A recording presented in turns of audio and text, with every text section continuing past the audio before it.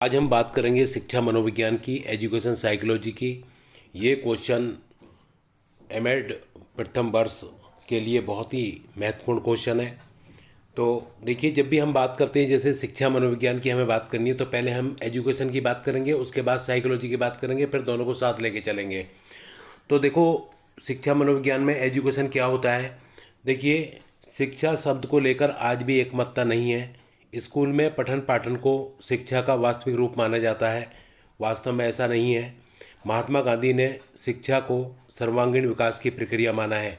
देखिए, अगर हम देखते हैं एजुकेशन के बारे में, स्कूल में पढ़ने पढ़ाने को ही हम एजुकेशन मानते हैं। ये एजुकेशन नहीं है। इसका मतलब एजुकेशन का होता है कि बालक का ऑलराउंड डेवलपमेंट होना। यहाँ तक की बात है कि प्राचीन काल में ऋषि मुनियों ने सा विद्या या विमुक्ति कहकर शिक्षा का लक्ष्य निर्धारित किया था। इसका महत्व इतना अधिक था, इसे मनुष्य का तृतीय नेत्र कहा गया। ज्ञानम मनुजस्य तृतीय नेत्र। और शिक्षा जो होता है, ये संस्कृति की शिक्ष धातु से बना है। इसका मतलब होता है सीखना, और सीखने की प्रक्रिया शिक्षक, छात्र तथा पाठ्यक्रम द्वारा संपादित होती है। और आधुनिक समय में शिक्षा शब्द का प्रयोग अनेक अर्थों में किया जाता है। तो उसके मुख्य अर्थ का उल्लेख करते हुए डगलस और हॉलैंड ने लिखा है, शिक्षा शब्द का प्रयोग उन सब परिवर्तनों को व्यक्त करने के लिए किया जाता है जो एक व्यक्ति में उसके जीवन काल में होते हैं। तो देखिए, मैंने अभी आपसे बात की एजुकेशन की। एजुकेशन होता क्या है? एजुकेशन का मतलब स्कूल में पढ़ना पढ़ाना ही नहीं होता है। एजुकेशन का मतलब होता है बालक का ऑलराउंड डेवलपमेंट। और भारतीय ऋषि मुनियों ने भी यहाँ तक कहा था, सा विद्या विमुक्ति कहकर शिक्षा के लक्ष्य को निर्धारित किया था। और इसे मनुष्य का तृतीय नेत्र कहा गया है। ज्ञानम मनुजस्य तृतीय नेत्र। ठीक है। और डगलस और हॉलैंड ने भी कहा। देखिए, महात्मा गांधी जी ने कहा था, शिक्षा से मेरा अभिप्राय बालक तथा मनुष्य के शरीर, मस्तिष्क, आत्मा के सर्वांगीण सर्वोत्तम विकास से है। ये गांधी जी ने कहा था। अरस्तु ने कहा था, स्वस्थ शरीर में स्वस्थ मस्तिष्क का निर्माण करना ही शिक्षा है। प्लेटो ने कहा था, शारीरिक, मानसिक, बौद्धिक विकास की प्रक्रिया ही शिक्षा है। तो देखिए, अभी तक मैंने बात की आपसे एजुकेशन की, शिक्षा की। शिक्षा का मतलब क्या होता है? ऑलराउंड डेवलपमेंट करना। स्कूल में पढ़ना पढ़ाना ही एजुकेशन नहीं है। जब भी ये क्वेश्चन आता है आपको शिक्षा मनोविज्ञान का, तो सबसे पहले आप एजुकेशन के बारे में दीजिए, उसके बाद साइकोलॉजी के बारे में दीजिए, फिर दोनों को साथ लेके चलिए। और ये क्वेश्चन बहुत ही इंपॉर्टेंट है एमएड की परीक्षा के लिए। तो मनोविज्ञान का मतलब क्या होता है? देखिए, मैं सबसे पहले तो आपको एक बात बताऊंगा। मनोविज्ञान जो था, सबसे पहले प्राचीन काल में ये एक दर्शन शास्त्र का एक भाग था। और उसके बाद क्या होता है कि ये दर्शन शास्त्र से अलग हो गया। और जब भी कोई सब्जेक्ट हो या कोई व्यक्ति हो किसी से अलग होता है, तो उसे बहुत तकलीफ़ों का सामना करना पड़ता है। तो इसलिए जब ये दर्शन शास्त्र से अलग हुआ, तो इसको नए नए नाम दिए गए। तो देखिए, मनोविज्ञान का प्रारंभ मनोविज्ञान का प्रारंभ दर्शन शास्त्र की एक शाखा के रूप में अनेक शताब्दियों पूर्व हुआ था। परंतु आधुनिक काल में हुए परिवर्तनों के फलस्वरूप धीरे धीरे मनोवैज्ञानिकों ने मनोविज्ञान को दर्शन शास्त्र से अलग कर लिया।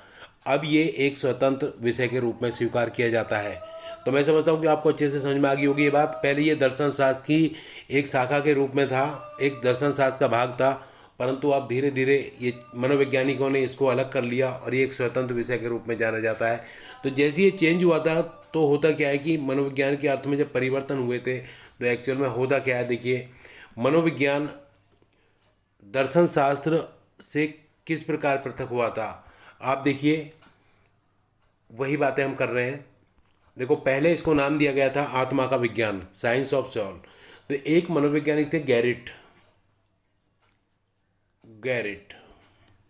तो गैरिट के अनुसार जो साइकोलॉजी है, इसकी उत्पत्ति यूनानी भाषा के दो शब्दों से हुई है। किस किस से? साइकी, जिसका अर्थ होता है सोल, और उसके बाद में देखिए, इसकी यूनानी शब्द भाषा के दो शब्दों से हुई है। साइकी का मतलब होता है सोल, यानी कि आत्मा। और लोगस का मतलब होता है स्टडी। और इसका पूरे का मतलब क्या हुआ? Study of the soul. ठीक है। साइकोलॉजी की जो है क्या है, शब्द की उत्पत्ति यूनानी भाषा के 2 शब्दों से हुई है, साइकी से और लॉगस से। साइकी का मतलब सोल होता है, लॉगस का मतलब स्टडी होता है, तो पूरे का मतलब क्या हो गया, स्टडी ऑफ द सोल, यानी कि आत्मा का अध्ययन, आत्मा का ज्ञान प्राप्त करना। इसलिए उस काल में आत्मा का विज्ञान माना जाता था। ठीक है, तो ये जो है आत्मा का विज्ञान क्यों माना जाता था, स्टडी ऑफ द सोल। तो अनेक यूनानी दार्शनिकों ने मनोविज्ञान को आत्मा का विज्ञान माना। इनमें कौन कौन से थे जो मानने वाले थे, प्लेटो थे, अरस्तु थे, डेकार्टे थे। परंतु बात एक ही आती है, आत्मा को किसी ने देखा है? आत्मा क्या है, आत्मा क्या है, उसका रंग रूप आकार कैसा है, आत्मा की व्याख्या और उसके अस्तित्व प्रमाणिकता का उत्तर न दे पाने के कारण 16वीं शताब्दी में मनोविज्ञान का यह अर्थ अस्वीकार कर दिया गया। तो मैं समझता हूँ कि आपको समझ में आ गया होगा। साइकोलॉजी जो है 2 शब्दों से मिलकर बना है, साइकी और लॉगस। साइकी का मतलब होता है सोल और लॉगस का मतलब होता है study, study of the soul, यानी कि आत्मा का अध्ययन। परंतु किसी ने आज तक आत्मा को देखा ही नहीं है, आत्मा क्या है, उसका रंग रूप कैसा है। जब किसी ने किसी देखा ही नहीं है तो फिर हम कैसे मान लें। तो ये 16वीं शताब्दी में जो है समाप्त हो गया, जो नाम दिया गया था। उसके बाद में नाम दिया गया था साइंस ऑफ माइंड, यानी कि मस्तिष्क का विज्ञान। तो मध्य युग के दार्शनिकों ने मनोविज्ञान को मन या मस्तिष्क का विज्ञान बताया, और इनमें एक थे इटली के पोम्पोनोजी। ठीक है, इन्होंने मनोविज्ञान को मस्तिष्क का अध्ययन करने वाला विज्ञान कहा। पर कोई भी दार्शनिक मस्तिष्क की प्रकृति स्वरूप को निश्चित नहीं कर सका। जो समस्या महात्मा में आई थी वही समस्या यहाँ आई थी। तो बीएन झा ने एक बात लिखी थी, मस्तिष्क के स्वरूप के अनिश्चित रह जाने के कारण मनोविज्ञान ने मस्तिष्क के विज्ञान के रूप में किसी प्रकार की प्रगति नहीं की। परंतु इटली के मनोवैज्ञानिक थे पोम्पोनोजी, उन्होंने जरूर माना था इस बात को। तो यही समस्या यहाँ भी आई जैसे आत्मा में आई। उसके बाद इसको नाम दिया गया था चेतना का विज्ञान, साइंस ऑफ कॉन्शियसनेस। और ये मानने वाले थे जेम्स विलियम वुंट और जेम्स हल्ली। इन विद्वानों ने क्या है कि मनोविज्ञान को चेतना का विज्ञान बताया, और उन्होंने कहा कि मनोविज्ञान मनुष्य की चेतन क्रियाओं का अध्ययन करता है। मनोविज्ञान जो है क्या करता है, चेतन क्रियाओं का अध्ययन करता है। पर वे चेतना शब्द के अर्थ पर एक मत नहीं हो सके। उन्होंने कहा तो था ये बात, चेतना का विज्ञान भी बताया और कहा भी कि भाई मनुष्य की चेतन क्रियाओं का अध्ययन करता है, परंतु चेतना शब्द के अलावा 2 शब्द और होते हैं। देखिए कौन कौन से, आप खुद देखिए। इसके अलावा अचेतन मन और अर्धचेतन मन, जो मनुष्य की मानसिक क्रियाओं को प्रभावित करते हैं, जैसे अचेतन मन, अर्धचेतन मन। और मनोविज्ञान का यह अर्थ सीमित होने के कारण सर्वमान्य ना हो सका। बस आपको यही ध्यान रखना है। तो देखिए चेतना के अलावा 2 शब्द और होते हैं, अचेतन मन और अर्धचेतन मन, और ये भी जो है एक लिमिटेशन थी और ये भी जो है समाप्त हो गया। उसके बाद में देखिए, परंतु एक विलियम जेम्स थे, उन्होंने एक ही बात कही, जैसे मनोविज्ञान के चेतना के रूप को स्वीकार करता है। मनोविज्ञान जो होता है क्या करता है, चेतना के स्वरूप को स्वीकार करता है। उसने कहा मनोविज्ञान की सर्वोत्तम परिभाषा यह है कि वह चेतना की विभिन्न अवस्थाओं को वर्णन और व्याख्या करता है। ठीक है, परंतु ये बात जो है जेम्स ने मानी, और उन्होंने यही कहा था कि ये जो है चेतना का जैसे कि इटली के मनोवैज्ञानिक पोम्पोनोजी थे, उन्होंने कहा कि मनोविज्ञान मस्तिष्क का विज्ञान है। और इन्होंने क्या कहा था कि जो है मनोविज्ञान जो होता है चेतना के रूप को स्वरूप को स्वीकार करता है। और ठीक है, उसके बाद देखिए साइंस ऑफ बिहेवियर। 20वीं शताब्दी के आरंभ में मनोवैज्ञानिकों ने बहुत अर्थ बताए, जिनमें सबसे अधिक मान्यता दी गई कि मनोविज्ञान व्यवहार का विज्ञान है। व्यवहार क्या होता है, देखिए जीवन की संघर्षपूर्ण परिस्थिति में व्यक्ति जो भी कुछ प्रतिक्रिया करता है वो उसका व्यवहार होता है, और तब से ये व्यवहार का विज्ञान ही माने जाने लगा है। मैं आपको एक बात बताऊंगा, मनोविज्ञान उस ही बात को ज़्यादा मानता है। आप देखिए व्यवहार पशुओं में भी पाया जाता है, व्यक्तियों में भी पाया जाता है, सभी में पाया जाता है। तो आज जो है ये क्या है, व्यवहार का विज्ञान है। और देखिए वॉटसन ने कहा था मनोविज्ञान व्यवहार का निश्चित विज्ञान है, ये बात कही थी वॉटसन ने। उसके बाद देखो वुडवर्थ ने कहा था मनोविज्ञान वातावरण के संबंध में व्यक्ति की क्रियाओं का वैज्ञानिक अध्ययन है। अभी तक मैंने बात की आपसे एजुकेशन की और साइकोलॉजी की। एजुकेशन क्या होता है, स्कूल में पढ़ना पढ़ाना ही एजुकेशन नहीं है, ऑल राउंड डेवलपमेंट करना ही एजुकेशन है। और साइकोलॉजी जो है मतलब किस तरह से, उसमें पहले दर्शन शास्त्र का एक भाग था, धीरे धीरे उसने अपने आप को अलग किया। जब अलग किया उसको अलग अलग नाम दिए गए, आत्मा का विज्ञान, मस्तिष्क का विज्ञान, उसके बाद चेतना का, और 20वीं शताब्दी के आरंभ में व्यवहार का विज्ञान वो माने जाने लगा। और अब हम दोनों को एक साथ लेकर चलेंगे, शिक्षा मनोविज्ञान का अर्थ। देखो, शिक्षा मनोविज्ञान मनोविज्ञान के सिद्धांतों का शिक्षा के क्षेत्र में प्रयोग है। जो शिक्षा मनोविज्ञान होता है, मनोविज्ञान के सिद्धांतों का शिक्षा के क्षेत्र में प्रयोग है। और यहाँ पर स्किनर ने एक बात कही थी, स्किनर, शिक्षा मनोविज्ञान उन खोजों का शैक्षिक परिस्थितियों में प्रयोग करता है जो कि विशेषता मानव प्राणियों के अनुभव और व्यवहार से संबंधित है। ठीक है, तो ये बात उन्होंने कही थी। और शिक्षा मनोविज्ञान दो शब्दों से मिलकर बना है, शिक्षा और मनोविज्ञान। इसका शाब्दिक अर्थ है शिक्षा संबंधी मनोविज्ञान। आप अच्छे से समझ गए, दो शब्दों से मिलकर बना है, शिक्षा और मनोविज्ञान। और इसका मतलब क्या हुआ, शिक्षा संबंधी मनोविज्ञान। यह मनोविज्ञान का व्यवहारिक रूप है। अभी देखिए कैसे है, मनोविज्ञान किसको मानता है, व्यवहार को मानता है। और शिक्षा की प्रक्रिया में मानव व्यवहार का अध्ययन करने वाला विज्ञान है। जब आप प्रैक्टिकली थोड़ा सा सोचोगे तो आपको उत्तर अपने आप ही लिखना शुरू कर दोगे। इसके अंदर ने एक बात कही थी, शिक्षा मनोविज्ञान अपना अर्थ शिक्षा से, शिक्षा जो मनोविज्ञान होता है ना, तो अपना अर्थ किससे, शिक्षा से जो एक सामाजिक प्रक्रिया है, और मनोविज्ञान से जो व्यवहार संबंधी विज्ञान है, ग्रहण करता है। अब आप समझ गए ना, शिक्षा मनोविज्ञान देखिए अपना अर्थ किससे, शिक्षा से। और शिक्षा का काम है, शिक्षा एक सामाजिक प्रक्रिया है। और मनोविज्ञान से जो व्यवहार संबंध, मैंने अभी बताया मनोविज्ञान क्या करता है, व्यवहार को मानता है। ठीक है, और एजुकेशन कहाँ है, एजुकेशन सामाजिक प्रक्रिया तो है ही, ग्रहण करता है। तो एक्चुअल में मैं समझता हूँ कि अब आपको अच्छे से ये बात समझ में आ गई होगी। ठीक है, उसके बाद देखिएगा कॉल्सनिक क्या कहते हैं शिक्षा मनोविज्ञान की परिभाषा के बारे में। शिक्षा मनोविज्ञान मनोविज्ञान के सिद्धांतों व परिणामों का शिक्षा के क्षेत्र में अनुप्रयोग है। जो शिक्षा मनोविज्ञान है, मनोविज्ञान के सिद्धांतों व परिणामों का शिक्षा के क्षेत्र में अनुप्रयोग है। तो ये शिक्षा मनोविज्ञान की एक परिभाषा थी। उसके बाद किरो एंड किरो ने क्या कहा था, शिक्षा मनोविज्ञान व्यक्ति के जन्म से लेकर वृद्धावस्था तक के सीखने के अनुभवों का वर्णन और व्याख्या करता है। यानी कि बालक जो होता है, देखिए क्या, व्यक्ति जो होता है जन्म से लेकर वृद्धावस्था तक सीखने के अनुभवों का वर्णन और व्याख्या करता है। उसके बाद देखो शिक्षा मनोविज्ञान की प्रकृति, इसकी प्रकृति कैसी होती है, देखो मैं आपको बताऊं, वैसे साइंटिफिक होती है। क्यों, देखिए जैसे साइंस में खोजें की जाती है, यहाँ भी खोजें की जाती है। सभी शिक्षा शास्त्री शिक्षा मनोविज्ञान की प्रकृति को वैज्ञानिक मानते हैं। उनका कहना है कि अन्य विज्ञानों की भांति शिक्षा मनोविज्ञान भी अपनी खोजों के लिए वैज्ञानिक विधि का सहारा लेती है और प्राप्त निष्कर्षों के आधार पर शिक्षा की विभिन्न समस्याओं का समाधान प्रस्तुत करती है। इसकी पुष्टि में निम्न तर्क दिए जा सकते हैं। जैसे विज्ञान में क्या होता है कि भाई खोज की जाती है और मतलब वैज्ञानिक विधि, जैसे वहाँ वैज्ञान, ऐसी ये भी, तो ये क्या है, इसकी प्रकृति कैसी है, साइंटिफिक है। जैसे साइंस में खोजें होती हैं, यहाँ भी होती हैं। याद रटो मत, बस थोड़ा ध्यान देना है आपको। देखिए कैसे, इसके अंतर्गत व्यक्ति के व्यवहारात्मक पक्ष का अध्ययन किया जाता है। तो ये तो आपको पता ही है, मैंने अभी आपको बताया, क्योंकि ये व्यवहार का विज्ञान होता है।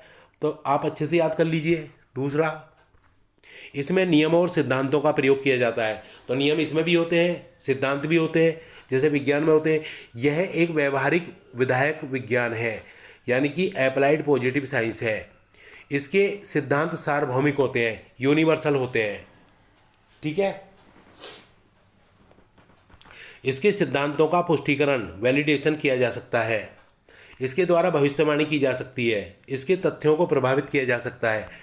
तो आप एक बात बताइए, जितनी भी ये बातें सब विज्ञान में होती हैं, जब विज्ञान में होती हैं ये साइकोलॉजी में भी होती हैं, तो इसकी प्रकृति कैसी हुई, साइंटिफिक हुई। तो देखो कह सकते हैं कि शिक्षा मनोविज्ञान एक विधायक विज्ञान और व्यवहारिक विज्ञान है, और इसका दृष्टिकोण कैसा है, साइंटिफिक अप्रोच है।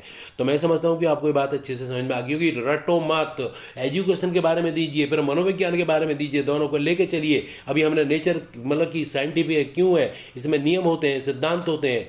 ठीक है, और खोजों पर निर्भर होना पड़ता है। उसके बाद देखिएगा शिक्षा मनोविज्ञान के उद्देश्य, एम्स ऑफ एजुकेशन साइकोलॉजी। अब देखो इसके उद्देश्य क्या होते हैं। शिक्षा मनोविज्ञान का मुख्य उद्देश्य शिक्षा के उद्देश्यों की प्राप्ति में सहायता करना है। भाई एजुकेशन साइकोलॉजी का मतलब क्या होता है, जो हमारी शिक्षा के उद्देश्य है उसको प्राप्ति में सहायता करना है। शिक्षा का उद्देश्य व्यक्ति की अंतर्निहित शक्तियों का अधिकतम संभव सहज स्वाभाविक सर्वांगीण विकास करके उसे समाज का एक उपयोगी नागरिक बनाना है। उसे समाज का क्या करना है, समाज है ये, समाज का उपयोगी नागरिक बनाना है। और शिक्षा मनोविज्ञान का भी यही उद्देश्य होता है। देखो समाज शिक्षा का क्या उद्देश्य होता है, बताइए, एक मतलब कि अच्छा नागरिक बनाना, बालक का ऑलराउंड डेवलपमेंट करना, जो शिक्षा का उद्देश्य है वही शिक्षा मनोविज्ञान का उद्देश्य है। शिक्षा मनोविज्ञान इस उद्देश्य को दो भागों में देखिए कैसे। प्रथम में क्या होता है, छात्रों के व्यवहार को अधिक समृद्ध करना, पहला काम। और दूसरा है अध्यापकों को अपने शिक्षण में सुधार करने में सहायता करना। तो दोनों उद्देश्य छात्रों के लिए उनके व्यवहार को अधिक समृद्ध करना और अध्यापकों को अपने शिक्षण में सुधार करना। इन दोनों उद्देश्यों को ध्यान में रखकर कहा जा सकता है कि शिक्षा मनोविज्ञान के उद्देश्य निम्न है। तो आपको रटने की जरूरत ही नहीं है बिल्कुल भी। तो क्या हो सकते हैं, देखिए, छात्रों के लिए और अध्यापकों के लिए होता है। देखो, छात्रों की समझ, योग्यताओं, क्षमताओं और सामर्थ्य का ज्ञान प्राप्त करना, जो काम एजुकेशन का वही है। देखिए, छात्रों की रुचियों का ज्ञान प्राप्त जो क्लास में हो रहा है, छात्रों की विकासात्मक विशेषताओं को ज्ञात करना, छात्रों की अवस्था के अनुरूप उन्हें विकास की ओर अग्रसर करना, छात्रों के वंशानुक्रम का ज्ञान प्राप्त करना, मतलब कि बालक ने किस वंश में जन्म लिया है, क्योंकि वंशानुक्रम जो होता है वो हमें क्षमता प्रदान करता है और वातावरण जो होता है उन क्षमताओं को विकसित करता है। तो छात्रों के वातावरण का अध्ययन करना, मानव विकास की विभिन्न अवस्थाओं का अध्ययन करना। तो देखिए, जब और मानव विकास के विभिन्न पक्षों का अध्ययन करना और व्यक्तिगत विभिन्नताओं का अध्ययन करना। कोई भी दो बालक एक जैसे क्लास में नहीं होते। सीखने की प्रक्रिया का अध्ययन करना, शिक्षण सिद्धांतों और शिक्षण विधियों का अध्ययन करना, शिक्षण सामग्री, अधिगम सामग्री का निर्माण करना। यानी कि अभी दोनों के उद्देश्य क्या हुआ, जो अध्यापक के लिए है और जो छात्र के लिए वही है, बस रटने की, जो क्लास में रोज हो रहा है वही है बस। उसके बाद देखिए, अब हम बात करते हैं स्कोप की। इसका स्कोप क्या है, शिक्षा मनोविज्ञान का स्कोप ऑफ एजुकेशन साइकोलॉजी। तो इसकी बात करेंगे हम। देखो, शिक्षा मनोविज्ञान के क्षेत्र को स्पष्ट करते हुए स्किनर ने लिखा कि शिक्षा मनोविज्ञान के क्षेत्र में वह सभी ज्ञान और प्रविधियां सम्मिलित हैं जो सीखने की प्रक्रिया को अधिक अच्छी प्रकार से समझने और अधिक निपुणता से निर्देशित करने से संबंधित हैं। आधुनिक शिक्षा मनोवैज्ञानिकों के अनुसार शिक्षा मनोविज्ञान के प्रमुख मतलब क्षेत्र हैं। क्षेत्र कौन कौन से? पहला है वंशानुक्रम। देखो, अब होता क्या है, स्कोप की हम बात कर रहे हैं। वंशानुक्रम व्यक्ति की जन्मजात योग्यताओं से संबंधित होता है कि बालक ने किस वंश में जन्म लिया है। किसी व्यक्ति के वंशानुक्रम में वे समस्त शारीरिक, मानसिक, अन्य विशेषताएं आ जाती हैं जिन्हें वह अपने माता पिता अन्यथा पूर्वजों से, यानी कि जन्म के समय नहीं बल्कि जन्म से लगभग 9 माह पूर्व प्राप्त करता है, जब गर्भ में आता है बच्चा। ठीक है। और मनोवैज्ञानिकों ने यह सिद्ध कर दिया है कि बालक के विकास के प्रत्येक पक्ष पर उसके वंशानुक्रम का प्रभाव पड़ता है। वंशानुक्रम के ज्ञान के आधार पर अध्यापक अपने छात्रों का वांछित विकास कर सकता है। तो आप समझ गए होंगे, मतलब बालक के विकास बिल्कुल वंशानुक्रम का प्रभाव पड़ता है। उसके बाद देखिए, विकास। शिक्षा मनोविज्ञान के अंतर्गत भ्रूण अवस्था से लेकर मृत्यु पर्यंत होने वाले मानव के विकास का अध्ययन किया जाता है। यानी कि बालक जब से गर्भधारण, भ्रूण अवस्था से लेकर जब तक उसकी मृत्यु होगी, सभी पक्षों का अध्ययन किया जाता है। और मानव जीवन का प्रारंभ किस प्रकार से होता है, जन्म के उपरांत विभिन्न अवस्थाएं, शैशव अवस्था, बाल्यावस्था, किशोर अवस्था, प्रौढ़ अवस्था, और उसमें भी जो होते हैं ना, शारीरिक, मानसिक, सामाजिक, संवेगात्मक आदि पक्षों का क्या क्या परिवर्तन होते हैं, इसका अध्ययन करना शिक्षा मनोविज्ञान का एक महत्वपूर्ण क्षेत्र होता है। आप समझ गए ना, विकास कैसे, भ्रूण अवस्था से लेकर जब तक उसकी डेथ होगी, और चारों जो अवस्थाएं होती हैं, शैशव अवस्था, बाल्य अवस्था, किशोर अवस्था, प्रौढ़ अवस्था, और उसमें भी शारीरिक विकास, मानसिक विकास, सामाजिक विकास, संवेगात्मक विकास, कैसे कैसे क्या होता है, सभी का जो है अध्ययन किया जाता है। ठीक है। व्यक्तिगत विभिन्नता। संसार में कोई भी दो प्राणी एक जैसे नहीं होते। सकल सूरत में एक जैसे हो जाएंगे, परंतु शारीरिक रूप से, मानसिक रूप से, सामाजिक रूप से, संवेगात्मक रूप से कहीं ना कहीं भिन्नता पाई जाती है। और एक अध्यापक भी कक्षा में इंडिविजुअल डिफरेंस को ध्यान में रखकर ही पढ़ाता है। देखो, संसार में कोई भी दो व्यक्ति एक दूसरे के पूर्णतः समान नहीं होते। व्यक्ति शारीरिक, सामाजिक, मानसिक गुणों में एक दूसरे से भिन्न होते हैं। अध्यापक को अपनी कक्षा में ऐसे छात्रों का सामना करना होता है जो परस्पर काफ़ी भिन्न होते हैं। व्यक्तिगत विभिन्नताओं के ज्ञान की सहायता से अध्यापक अपने शिक्षण कार्य को संपूर्ण कला की आवश्यकताओं और योग्यताओं के अनुरूप व्यवस्थित कर सकता है। वो पढ़ाता ही बिल्कुल ऐसे इंडिविजुअल डिफरेंस को ध्यान में रख कर ही। उसने एक बिल्कुल, भाई कोई बच्चा तीव्र बुद्धि होगा, कोई मंद बुद्धि होगा। उसके बाद देखिए, व्यक्तित्व का मतलब क्या होता है। देखिए, ये लैटिन भाषा के पर्सोना से बना है और इसका मतलब होता है मुखौटा, क्योंकि ग्रीक अभिनेता अपने अभिनय के अनुसार मुखौटा पहनते थे। और यहीं से व्यक्तित्व का अर्थ लिया जाने लगा। परंतु हम किसी भी व्यक्ति के रंग रूप को व्यक्तित्व नहीं कह सकते, उसका जो आंतरिक गुण होता है उसे हम व्यक्तित्व कहते हैं। तो शिक्षा मनोविज्ञान मानव के व्यक्तित्व तथा उसे संबंधित विभिन्न समस्याओं का अध्ययन भी करता है। और शिक्षा मनोविज्ञान का एक कार्य क्षेत्र व्यक्तित्व का अध्ययन करने और बालक के व्यक्तित्व का सर्वांगीण विकास करने का मार्ग प्रशस्त करना भी है। ठीक है, तो ये एजुकेशन साइकोलॉजी का काम होता है कि बालक के व्यक्तित्व जो आंतरिक गुण होते हैं उनको विकसित करना। विशिष्ट बालक, देखिए शिक्षा मनोविज्ञान विशिष्ट बालकों के लिए विशेष प्रकार की शिक्षा व्यवस्था का आग्रह करता है। और वास्तव में एक्चुअली थोड़ा सा ये गलत लिख गया, वास्तव में तीव्र बुद्धि या मंद बुद्धि बालकों या गूंगे, बहरे, अंधे बालकों के द्वारा सामान्य शिक्षा का उचित लाभ उठाने की कल्पना करना त्रुटिपूर्ण ही होगा। ये हमारे यहाँ, ठीक है, ऐसे बालकों के लिए इनकी विशिष्ट आवश्यकताओं के अनुसार शिक्षा व्यवस्था का आयोजन करना होता है। शिक्षा मनोविज्ञान इस कार्य में महत्वपूर्ण योगदान करता है। तो ये एजुकेशन साइकोलॉजी जो विशिष्ट बालक होते हैं, जो बालक सामान्य बालक से हटके हो, चाहे वो तीव्र बुद्धि हो, चाहे वो मंद बुद्धि हो, चाहे वो मतलब मूक बधिर हो, या इस तरह के जो बच्चे होते हैं, इनके जो है सब क्या किस एजुकेशन साइकोलॉजी का बहुत बड़ा योगदान होता है। अधिगम प्रक्रिया, लर्निंग प्रोसेस, अधिगम शिक्षा प्रक्रिया का आधार है और सीखने के अभाव में शिक्षा की मतलब कल्पना भी नहीं की जा सकती। शिक्षा मनोविज्ञान सीखने के नियमों, सिद्धांतों तथा विधियों का ज्ञान प्रदान करता है और प्रभावशाली शिक्षण के लिए आवश्यक है कि अध्यापक सीखने की प्रकृति, सिद्धांत और विधियों के ज्ञान के साथ साथ सीखने में आने वाली कठिनाइयों को समझे और उनको दूर करने के विभिन्न उपायों से भी भली भांति परिचित हो। सीखने का स्थानांतरण कैसे होता है तथा शैक्षिक दृष्टि से इसका क्या महत्व है, यह जानना भी अध्यापक के लिए मतलब उपयोगी होता है। और इन सभी प्रकरणों की चर्चा शिक्षा मनोविज्ञान करता है। तो मैं समझता हूँ कि आप अच्छे से समझ पा रहे होंगे। उसके बाद देखिए पाठ्यक्रम निर्माण, करिकुलम डेवलपमेंट। वर्तमान समय में पाठ्यक्रम को शिक्षा प्रक्रिया का जीवंत अंग स्वीकार किया जाता है और पाठ्यक्रम निर्माण में मनोवैज्ञानिक सिद्धांतों का प्रयोग किया जाता है।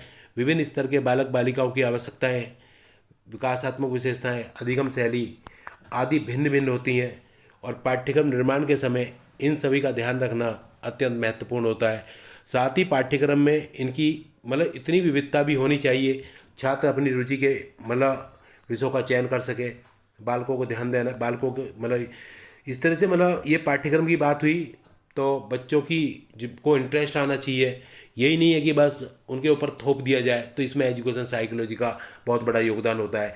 उसके बाद देखिए मानसिक स्वास्थ्य है। अध्यापक तथा छात्रों के मानसिक स्वास्थ्य का शैक्षिक दृष्टि से विशेष महत्व है। अध्यापक का भी स्वस्थ होना जरूरी है और बालकों का भी। जब तक अध्यापक तथा छात्रगण मानसिक दृष्टि से स्वस्थ और प्रफुल्लित नहीं होंगे तब तक प्रभावशाली अधिगम संभव नहीं है। आप अच्छे से जानते हो। मनोवैज्ञानिक मानसिक स्वास्थ्य को प्रभावित करने वाले बालकों का ज्ञान प्रदान करता है। ठीक है, मनोविज्ञान जो होता है मानसिक स्वास्थ्य को प्रभावित करने वाले बालकों का ज्ञान प्रदान करता है, मनोविज्ञान जो होता है, और कुसमायोजन से बचने के उपायों को खोजता है। साथ ही अध्यापक को मानसिक स्वास्थ्य के साथ साथ स्वयं के और विद्यार्थियों के शारीरिक स्वास्थ्य की ओर मतलब ध्यान देना चाहिए। ठीक है, तो मैं समझता हूँ कि देखिए यहाँ पर एक्चुअल में मानसिक स्वास्थ्य दोनों का होना बहुत ज़रूरी है। तो अगर अध्यापक मानसिक रूप से स्वस्थ होगा, अपने बच्चों को आगे बढ़ाएगा।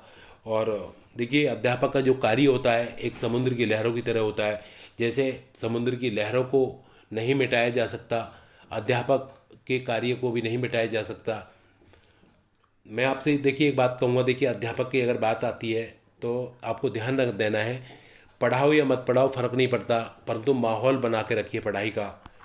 उसके बाद देखिए शिक्षण विधियाँ। शिक्षण का अभिप्राय छात्रों के सम्मुख ज्ञान को प्रस्तुत करना मात्र नहीं है। प्रभावशाली शिक्षण के लिए आवश्यक है कि छात्र प्रभावशाली ढंग से ज्ञान को ग्रहण करने में समर्थ हो सकें। शिक्षा मनोविज्ञान बताता है कि जब तक छात्रों को पढ़ने के प्रति अभिप्रेरित नहीं किया जाएगा तब तक अध्यापन में सफलता मिलना संदिग्ध होगा। और यह भी स्मरणीय होगा कि सभी स्तर के बालकों के लिए अथवा सभी विषयों के लिए कोई एक सर्वोत्तम शिक्षण विधि संभव नहीं है। इस दृष्टि से शिक्षा मनोविज्ञान प्रभावशाली शिक्षण के लिए उपयुक्त शिक्षण विधियों का ज्ञान प्रदान करता है। तो आप समझ गए नहीं? तो मतलब कि शिक्षण विधि कोई एक ही नहीं है, बस बालक को समझ में आना चाहिए। अगर समझ में नहीं आ रहा दूसरी चेंज करते हो। और आजकल तो देखिए आईसीटी का युग है, आप देख ही रहे हैं कि पहली बातें ख़त्म हो गई हैं।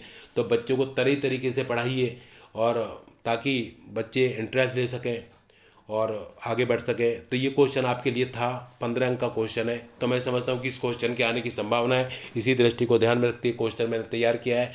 तो अगर आपको वीडियो अच्छा लगे तो लाइक करें, सब्सक्राइब करें, दोस्तों को शेयर करें, ठीक है। और भाई एक छोटा सा कमेंट्स भी दे दें हो सके तो।